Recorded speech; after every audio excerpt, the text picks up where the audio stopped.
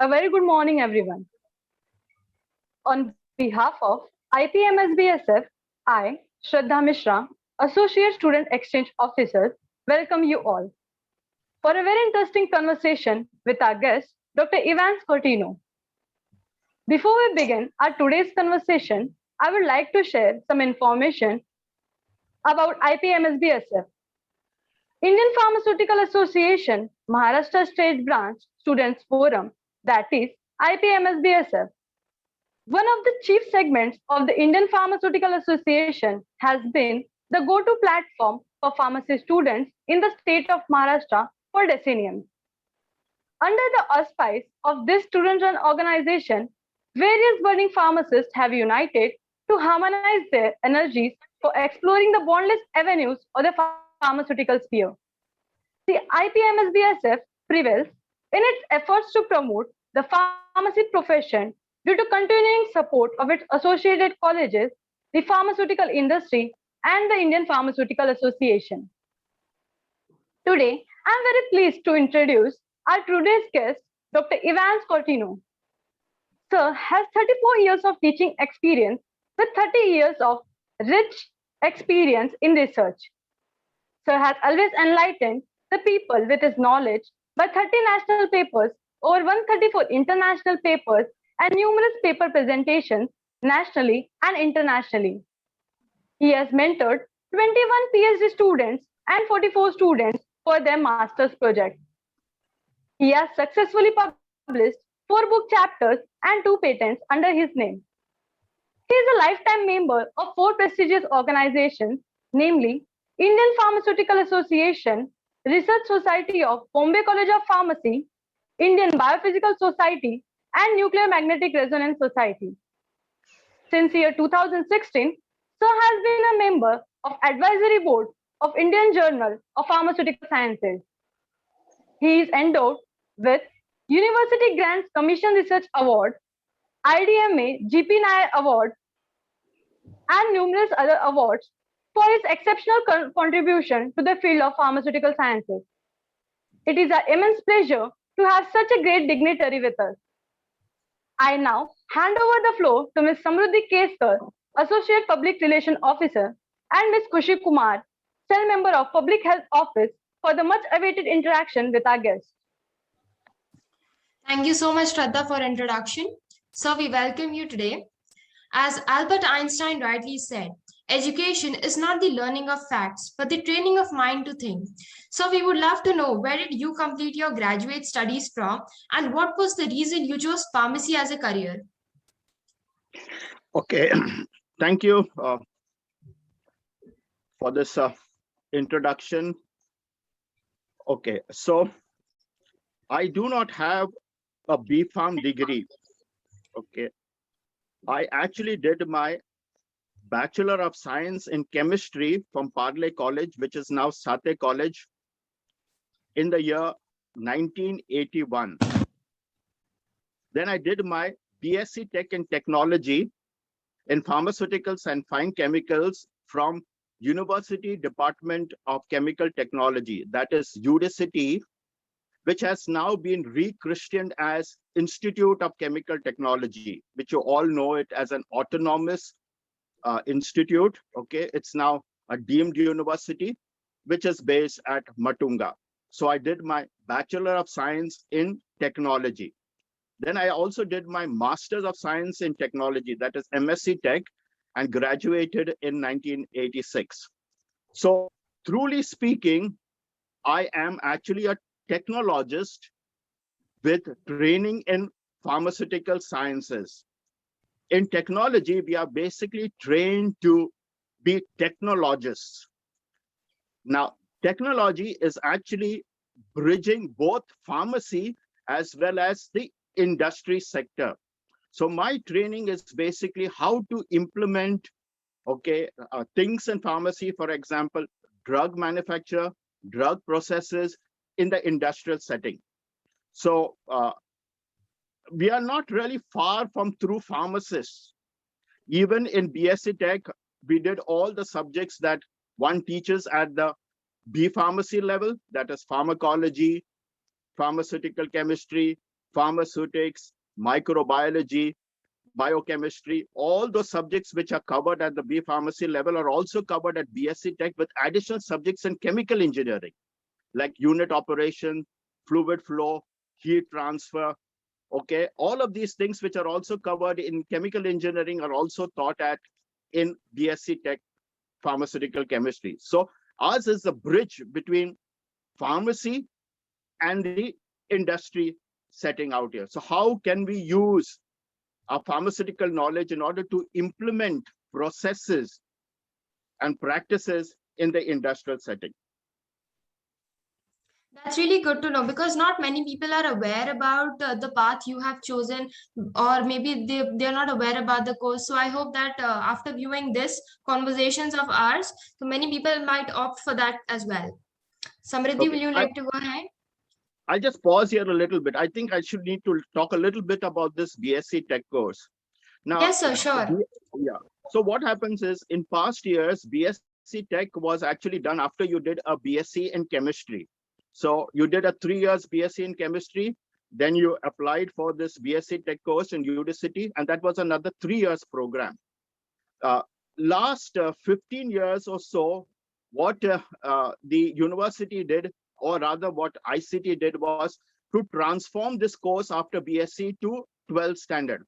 Okay, so now you have a 4 years course which is now rechristened as BTech, and it is after 12th after 12th standard. So it is the same course, is a new avatar, I would say, except that you were doing it after you graduated with a bachelor's of science degree in chemistry. Now you are competing for this course after the 12th standard. Okay, so just like you compete for your BEE engineering or architecture engineering, so now you also compete for this BTech course in Udacity. There are very limited number of seats. There are 7 branches. Basically, there is pharmaceuticals and fine chemicals, there is oil, fats and technology, there is technology of paints, there's polymer technology, there is food technology. So that is these 7 branches with very limited number of seats in each branches. The overall, I do not know what is the intake. At my time, the total number of intake was just 120 students, and that also the intake was from all India. So there were 60 seats which were basically reserved for Bombay jurisdiction, and the remaining 60 seats were kept for an all India this competition out here. Okay, so it was a very tough competition.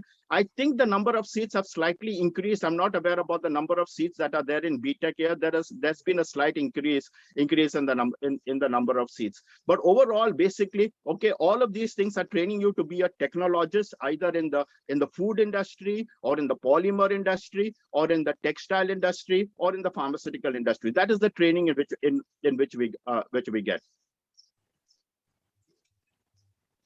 Thank you so much, sir, for enlightening us with such crucial information. Samriddhi, will you like to go ahead? Yeah, so your eagerness to learn didn't stop you, and you pursued a PhD in pharmaceutical chemistry. So what led you to this decision, and who guided you in the process? Okay, so basically, if you look at my background, I did a BSc in chemistry, then I did a BSc Tech in pharmaceuticals and fine chemicals. These all courses are heavily centered around chemistry. Okay, so it's a very obvious choice that in my MSc Tech, I chose pharmaceutical chemistry. And logically, I then did my PhD in pharmaceutical chemistry. So it's a natural progression that my earlier years, I was groomed in the chemical sciences. So I took that forward, and I also did my post-graduation and my graduation in pharmaceutical chemistry. So that's a natural outcome of my training in BSc and BSc Tech. Okay, sir. So my follow-up question would be, do you have any memorable anecdote that you would like to share with us about your PhD journey? Nothing. It was a very quiet journey. The only thing is, at that time, molecular modeling and NMR were actually the state-of-the-art methods in drug design and drug discovery. Okay, so I actually did most of my work at the Tata Institute of Fundamental Research. TIFR is one of the prestigious institutions in this country. I actually collaborated with professors there in the chemical sciences, Professor Hosur, Professor Chari, Professor Govil, Professor Saran, Professor Dingrar, and Professor Sudha Srivastava, where actually, they sort of helped me in order to learn NMR.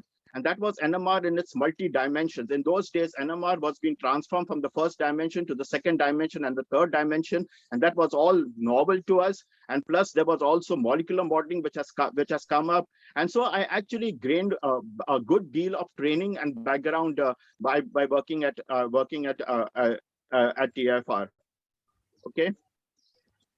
So teaching is a very noble profession, and you have a teaching experience of more than 3 decades. So what made you pursue teaching? Okay, so I would say it's a little bit of my family background. In my family, my mother was a teacher at school, and then I had a lot of relatives. My aunties were also teachers, so I think it's there in our blood to be a teacher. And I soon realized that that was what I wanted to do. Okay, I felt that teaching was my passion and teaching was my ambition in life. And I had the innate qualities to be a good teacher. Okay, and so that is what actually led me to take teaching as my profession. And I think I made the right choice. I think I would be a little bit misfit to work in the industrial setting. My sort of quiet nature and my very docile nature, I think I would be subdued with the people, with the workers in the industry, and I think I would be bullied around. So I think I took a nice decision in being a teacher. So definitely the profession of teaching is not only confined to a particular subject, but it plays a very vital role in development of an individual. So Samriddhi, would you like to take ahead? Yeah, thank you. Sir, you also have 30 years of research experience, and research projects require a great deal of time and efforts. What is your source of motivation? Okay, so once you come into teaching and you know that in order to grow in your teaching field, you must do research. Otherwise, you will stagnate, you will not develop, you will not know the advances in your area. So every teacher is sort of drawn into research because you are in the profession. Okay, so if you want to teach your students about the current advances in that area, and if you are not knowing about current advances, what will you impart to the students? So very obviously, every teacher should be rigorously engaged in research. Without that, I mean to say, teaching will become monotonous. You'll not be able to impart the current knowledge, the state-of-art knowledge to your students, and I think that would be a disaster as a teacher. So I would also say the environment in Bombay College of Pharmacy is very conducive to doing very good research. The governing body gives you a free hand. The principal of the college gives you a free hand to do whatever you want, to pursue your dreams, to do research and whatever you think you're competent with. Okay, so that is the beauty about Bombay College of Pharmacy, that you get a free hand. Nobody puts an hindrance. Nobody does anything to stop you from doing research in any area that you want to do. And I'm very fortunate to say that at Bombay College of Pharmacy, I introduced molecular modeling, and that was an upcoming field in those days. And also, I established the lab as one of the top labs in this country in molecular modeling. So today, if you look at molecular modeling, you'll always see Bombay College of Pharmacy as one of the top labs, who started molecular modeling in those very early days. When it was in its infancy. Okay, we were able to do things and publish very well, all because I had good students like you all, excellent students who came to chemistry because they had an innate love for chemistry, because they loved chemistry. Okay, and I know that how much chemistry is a deterrent to many of the pharmacy students. Okay, but the students that came to me had an innate love for chemistry, and I was very happy with them. They worked hard. They learned. I think I also learned along with them a lot, and therefore my research flourished a lot. And they also were able to learn new areas, and we were able to do many novel things and publish many novel methodologies from Bombay College of Pharmacy. So I loved research, and I think I have inculcated into my students also this love for research, this to be inquisitive, to learn what's happening inside in a field. Okay, and I'm happy to have trained them, and many of them are today very good researchers in their own domain. So, sir, is it that the atmosphere you received at Bombay College of Pharmacy or your students? So, what is one key thing that inspired you to take up research? As I told you, a teacher without doing research is going to get outdated very quickly. If you cannot keep in step with the times, I mean to say, what will you teach? Are you going to teach 10-year-old stuff, continue to teach 10-year-old stuff to your students? So how can you keep abreast of the changing times? How can you keep abreast and in step with the knowledge? By only doing research yourself. Okay, so I would say every teacher mandatorily has to be engaged and involved in research. Some time, of your teaching has to be set aside for doing good research. And that is the way we can build up our students. Okay, that is the way we can grow our students in the current areas and focus them onto the newer things and create an interest in them on what is going on in the fields. Otherwise, very sad to say, many of you would be left in the dark ages. So unless our teachers keep abreast of the current knowledge, and that's the only way by doing research can we impart, the knowledge, the current knowledge, the state-of-the-art knowledge to our students. Right. So, with the right source of motivation and inspiration, one can do wonders, and you are a living example of it. Personally, with this conversation, I'm getting inspired to get a bit more inclined toward the research sector. Yeah, that is very good. But please take cognizance of the fact what research involves. There's a lot of frustration. It is not always that when you embark upon research in a given area, you're going to see results very quickly. Many times for years together, you may not see any results. And that would bring about a frustration that you would want to throw in the towel and you would want to give up. Perseverance is needed. So you must remember that, okay, I do not recommend research for everybody. Do you have the innate qualities? Do you have the ability to struggle, to be inquisitive, okay, to keep on working even in the face of difficulties? It's not always easy, because don't believe that resources are available to do research at always your place. Even at Bombay College of Pharmacy, I do not have every resource to do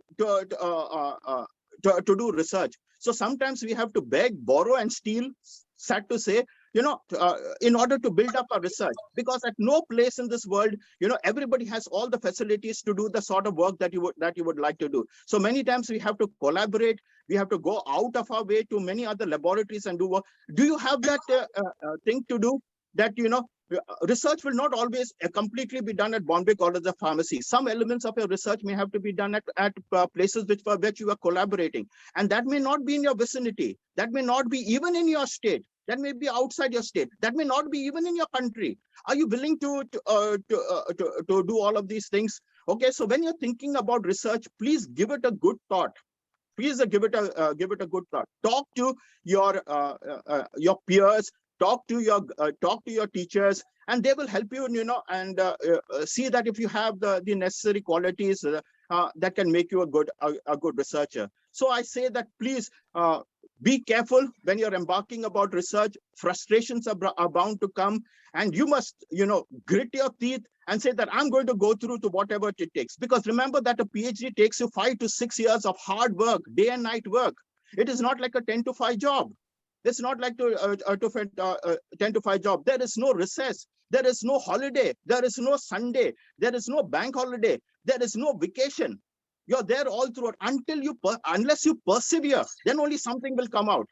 You have to persevere. The first few years of research are frustrating. You just try to understand what really is happening in that area before you get an inkling. Oh, okay, now you begin to understand.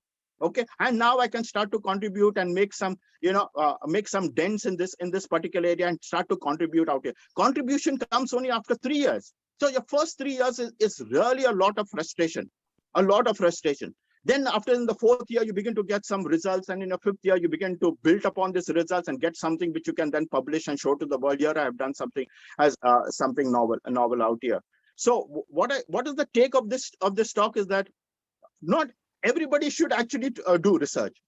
Okay, so please sit down and think whether I have the qualities, okay, that will enable me to do really good research and persevere right up to the end, right up to 5 to 6 years. Another thing is you must be careful that, okay, most of the times your professor or your guide can actually financially support you for 3 years. Okay, so the 4th and the 5th year, you should have enough of financial resources, maybe upon your savings, which you have built in the 3 years to take you through. Because and many times the fees are very high, the cost of research is very high. Maybe you have to travel, then you have to spend money from your pocket. Okay, and I know sometimes many of our students maybe need to support their families at that time.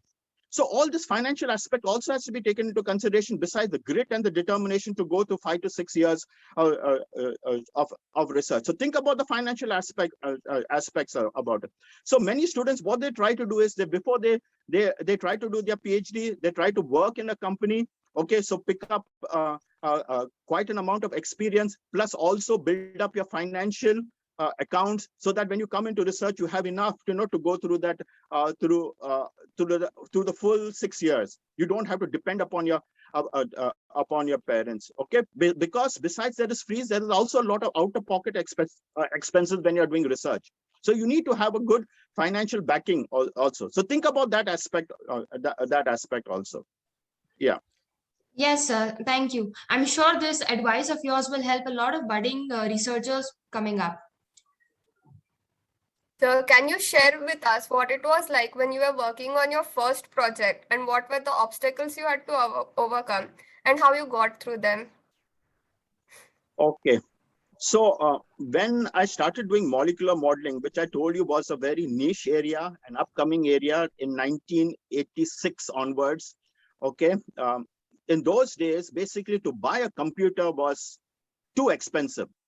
Okay, so and at that time in Bombay College of Pharmacy, Dr. H.P. Tipnis, you all must have heard about him. He's actually the father who founded and built Bombay College of Pharmacy and brought it to the place and to the name which it has today. He was so gracious to me that he gave me about 80,000 rupees to actually buy a computer, or rather I would say he bought a computer.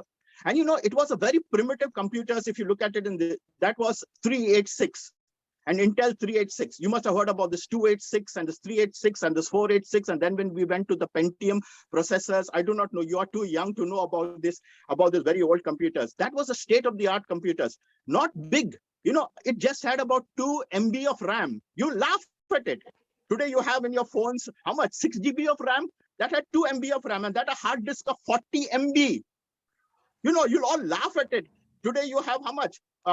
How much of GB of space you have on your small phones, and how much of RAM you have. So that was a very primitive but that was a state-of-the-art computers, and it was pretty costly. So by his graciousness, he actually brought a computer for me, and I happened to get some molecular modeling programs from a professor at Institute of Science in Bangalore, and I started to do my work.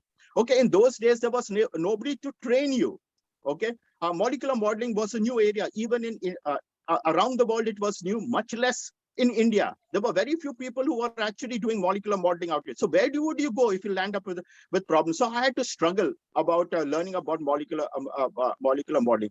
So in any way, I had my first student, okay, Dr. Shantaram Kamath, who is now in the States out here. Together we learned about molecular modeling. And with this resource, with this little limited computational facilities out here, we were able to publish something. And from that, then we bought a better computer. So I wrote a grant to the All India Council for Technical Education, and I managed to get 6 lakhs in those days. And I bought a state-of-the-art computers, which was Silicon Graphics. Silicon Graphics actually doesn't exist today, but they were one of the top computer, making computer graphics in those days. So I managed to, with the grants from All India Council for Technical Education, with 6 lakhs rupees, I managed to buy a state-of-the-art computers.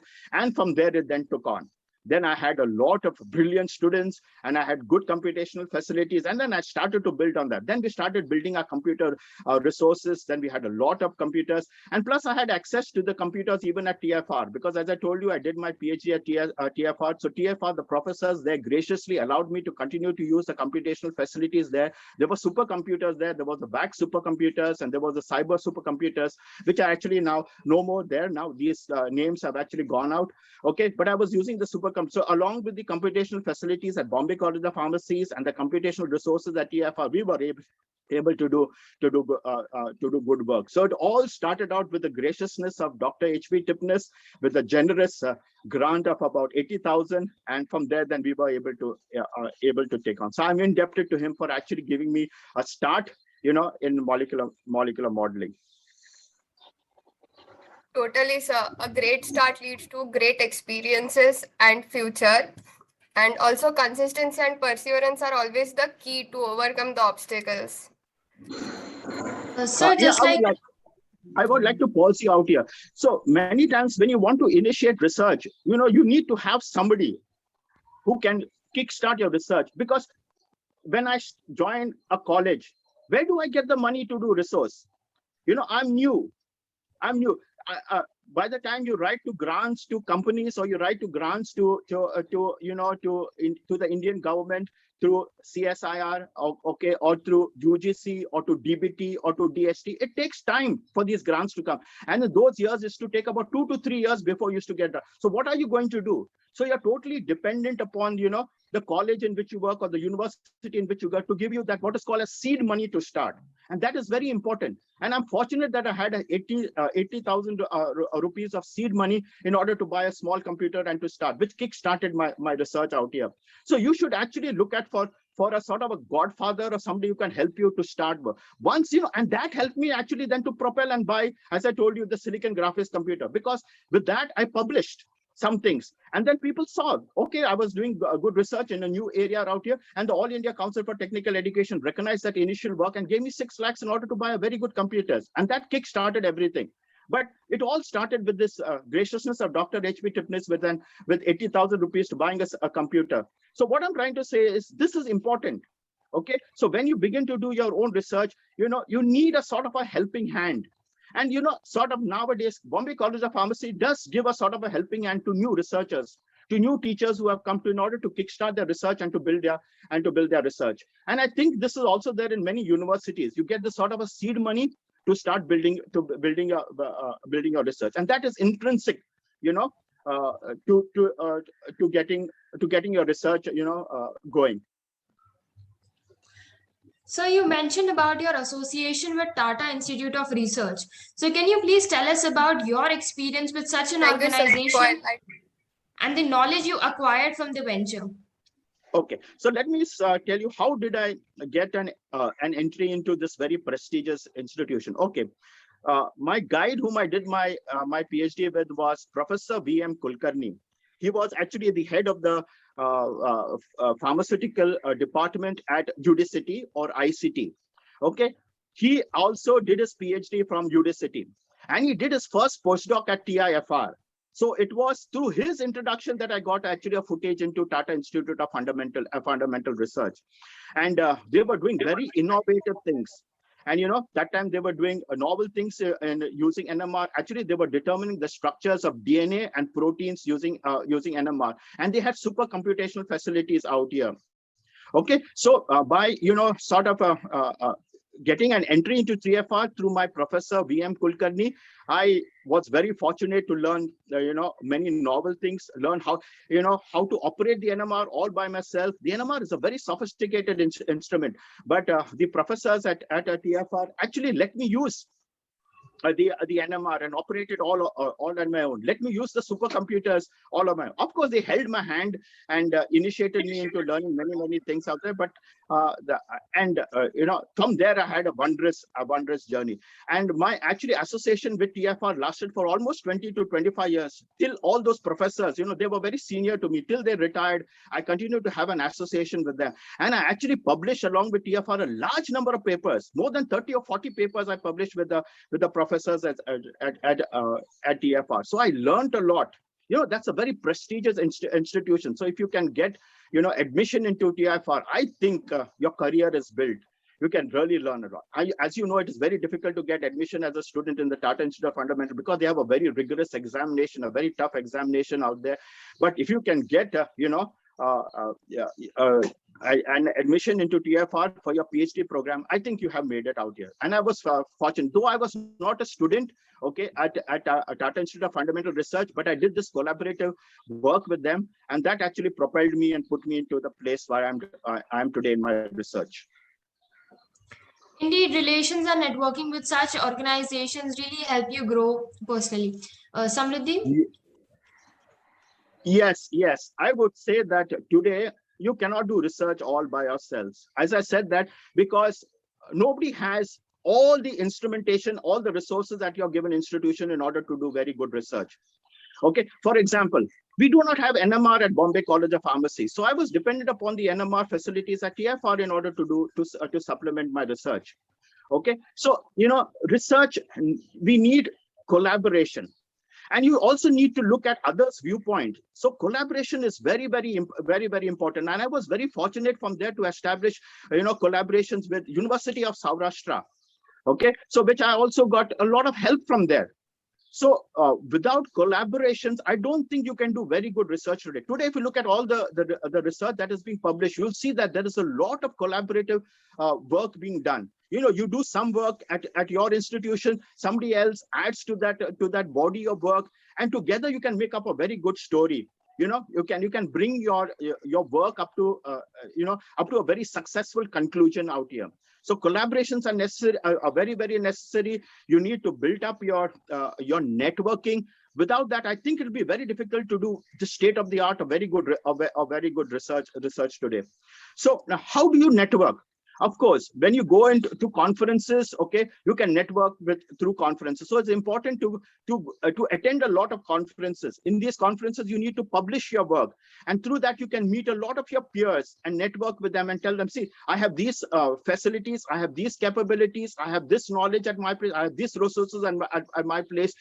Can you add to this, or I can add to your work that is being done at your institutions, and that's how you basically network. So network comes, through conferences, both at the national level and at the international and at the international level. And that's how we had a lot of networking with institutes even abroad.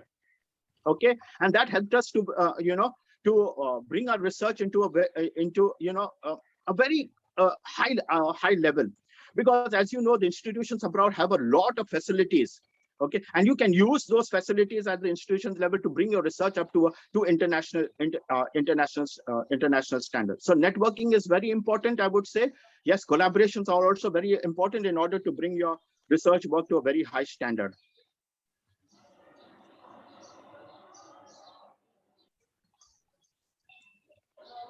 Your experience has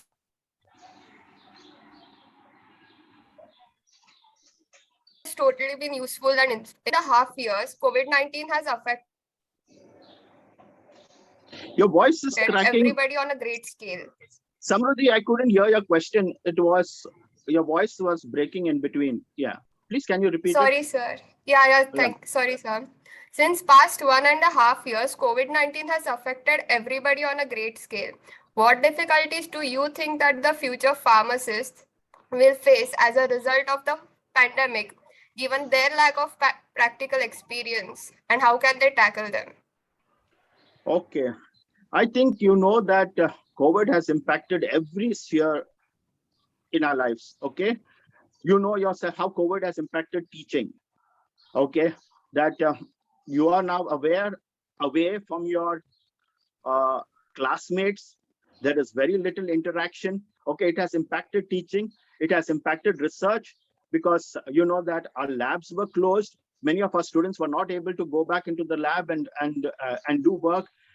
Very sadly, in biology, you cannot keep your lab closed for a very long time, because all the samples that you do is just going to get spoiled.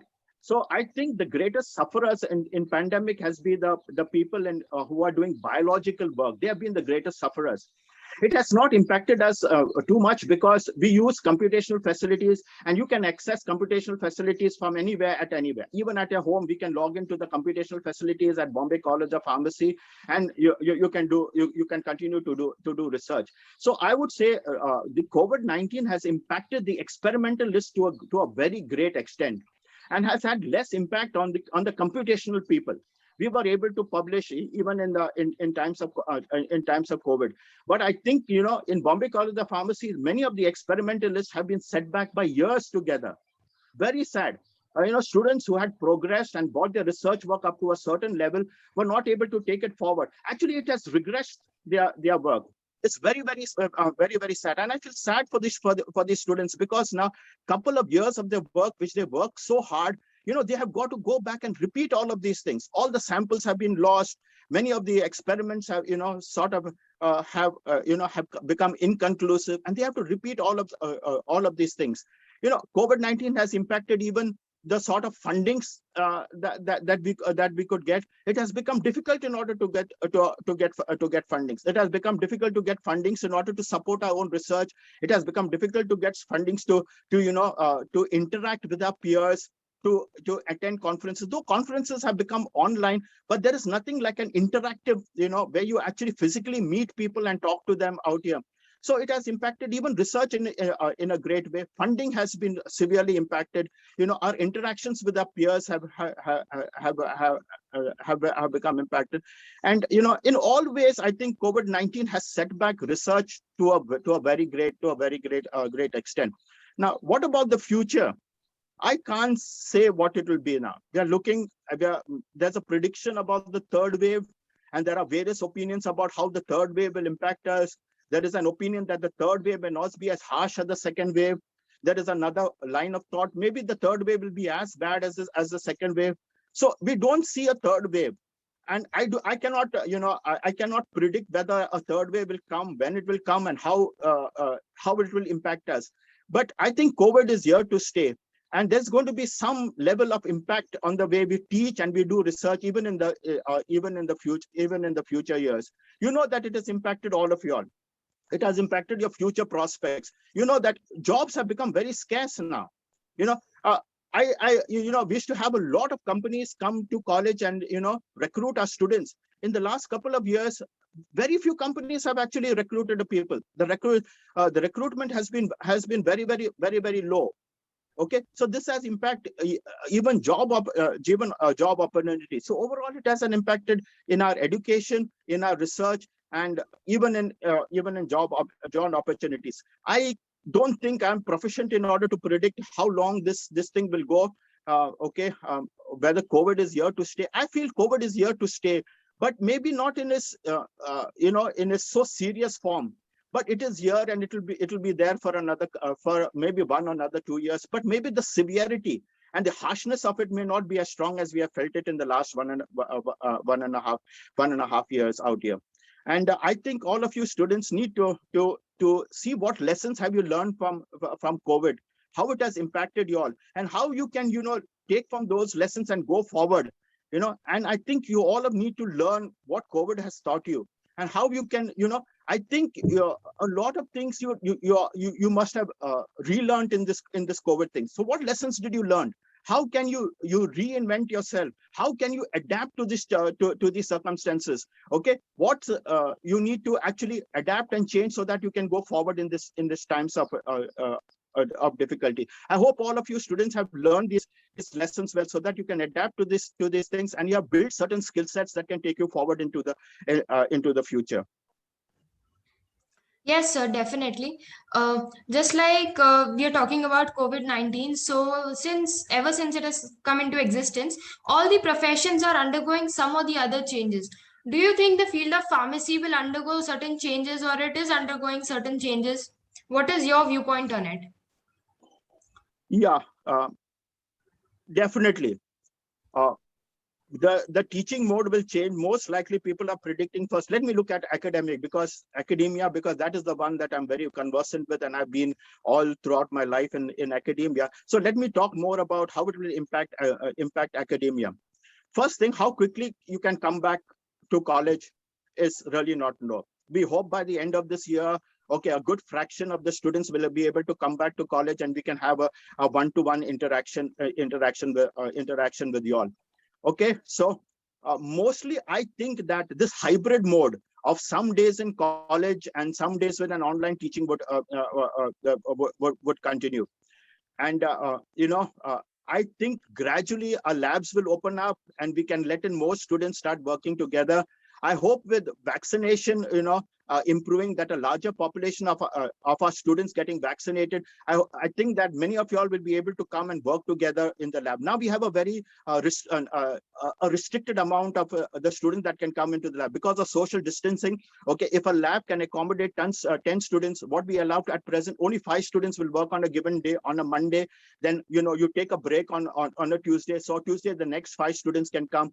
But I hope with the vaccination and this COVID situation dying down, I hope that all of the 10 students can come and work and work on a given day. I cannot tell you the timeline in which this will be feasible. It may take some more time or some more months before we can get all the students together into the lab, or all the students together into a classroom. It has impacted even the pharmaceutical industry. Because now what I see that it has impacted the pharmaceutical industries in basically getting the raw materials. Okay, wherever we were, India was dependent upon raw materials from many other sources, chiefly from China. COVID has impacted China into a very great extent. So what I see is the raw materials that we were dependent upon, many countries have started to sort of dwindle. And now we are sort of building our own capabilities for the raw materials out here. And as a result, what has happened is that has impacted the cost of drugs. That has impacted the cost of many things. So research costing has gone up, and money is not coming from the government because they are also spending a lot about COVID healthcare. A large fraction of the government's budget is now basically put into managing this COVID. That how much of resources have gone into COVID in that day. So there is a less amount of money being devoted now to research. And so there is a big sort of there is some cake out there, but there are many of us who are vying for that piece of cake. So it's becoming difficult in order to get sufficient money in order to do research. And especially if you're an experimentalist, the cost of raw materials, the cost of intermediates, the cost of all those things, biological samples has gone up tremendously. So it is becoming increasingly difficult to do research. Okay, I cannot say how it has impacted the corporate world, because honestly, I'm not familiar with the corporate world. And this is just explanation how it has impacted academia, how it has impacted teaching, and how it has impacted teaching in the academia. That's all that I can actually comment on. But I definitely think it has impacted all spheres. It has impacted pharmaceutical industry even to some extent. Definitely, and it will take some time to get accustomed to the changes. And I believe with constant effort and determinations, I hope we get back to our normal lives as soon as possible. Samriddhi? So, on the ending note, I would like to know, what advice would you like to give to the aspiring pharmacists? Okay. Adapt. You must learn how to adapt in a changing environment.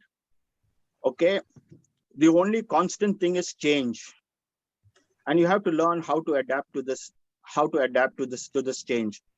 Okay, for example, with the that we have been teaching online, and it has not been good for you all, and neither it has been very good from us.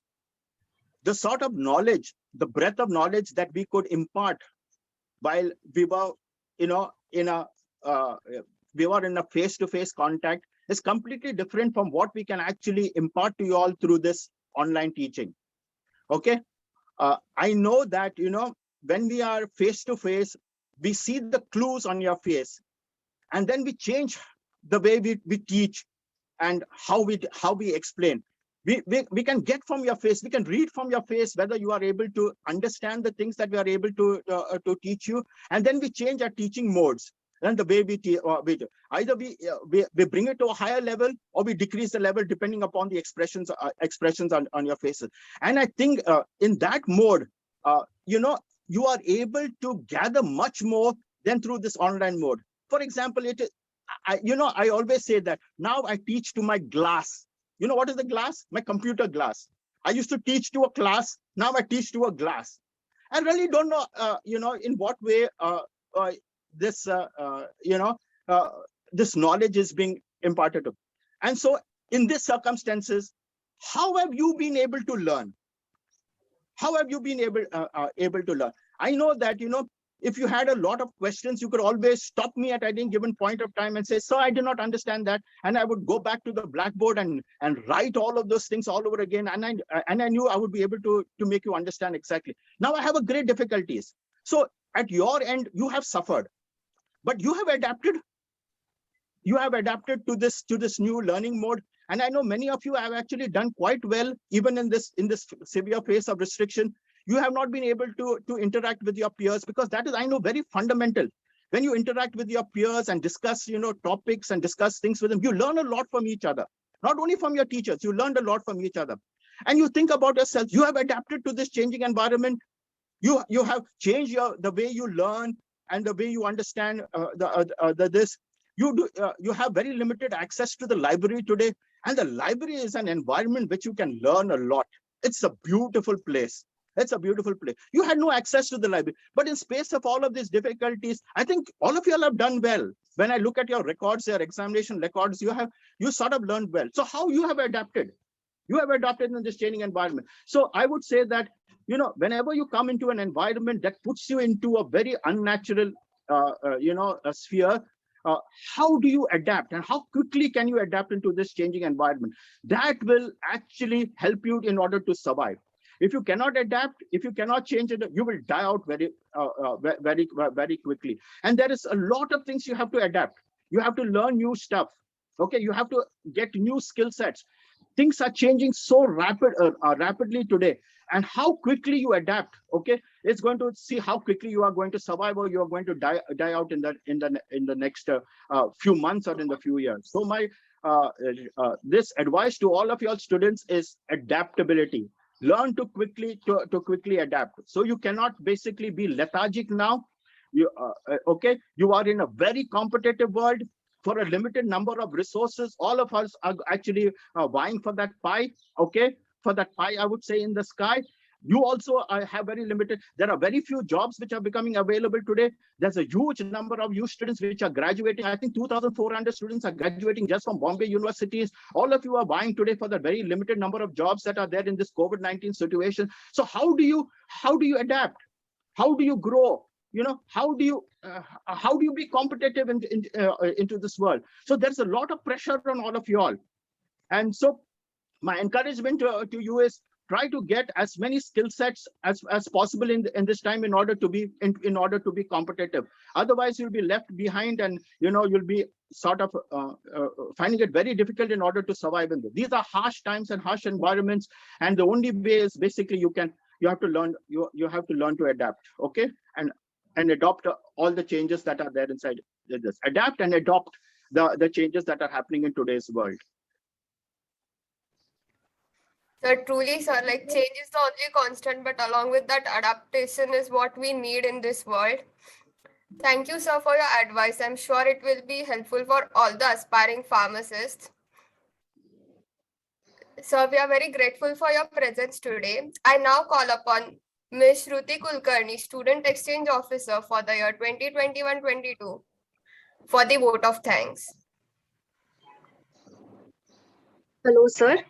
On behalf of IPMSBSF, I would like to thank Dr. Ivan Scutino for imparting your knowledge and expertise and inspiring students by sharing your experiences. Thank you, sir, for taking out time from your busy schedule and enlightening our young minds. I'm sure your valuable advices will inspire students to strive for success and achieve their goals, overcoming all the obstacles. It's my pleasure to have you here. We will be felicitating you with a Lifetime Achievement Award on the occasion of World Pharmacist Day on 25th September 2021 for your immense contribution to the field of pharmacy. I would also like to thank Dr. Anand Sherge for presenting us with this opportunity. I also thank our hosts, Ms. Samruddhi Keskar and Ms. Khushi Kumar, for such an intriguing conversation. I would also thank Ms. Tanvi Pansari for the presentation of slides and Ms. Shraddha Mishra for the wonderful introduction and starting the whole conversation on a very positive note. Thank you so much, everyone. Thank you. Thank you, sir.